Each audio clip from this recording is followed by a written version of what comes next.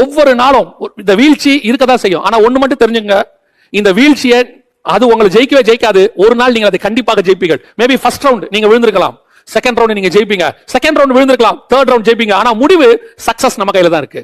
ஏன் அப்படின்னு கேட்டா, பாவம் பரிசுத்தத்தை விட பலகீனமானது, பரிசுத்தம் தான் ஸ்ட்ராங். பிசாசு இயேசு கிறிஸ்துவை விட பலகீனமானவன், இயேசு தான் ஸ்ட்ராங்.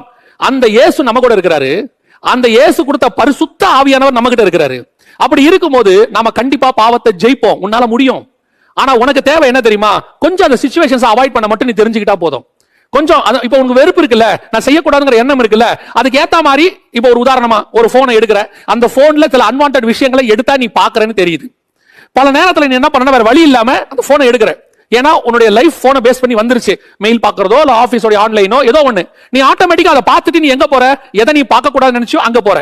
இதுக்கு தான் நீ என்ன செய்யணும், கொஞ்சம் முயற்சி பண்ணணும், ஆண்டவர்ட்ட கேட்கணும், பலப்படுத்துவார். ஆண்டவரே எதுக்கு நான் போன் எடுக்கிறனோ, அதாவது அபிஷியலா அதை பார்த்துட்டு அந்த போனை கீழே வைக்கிற எண்ணம் எனக்கு வரணும்.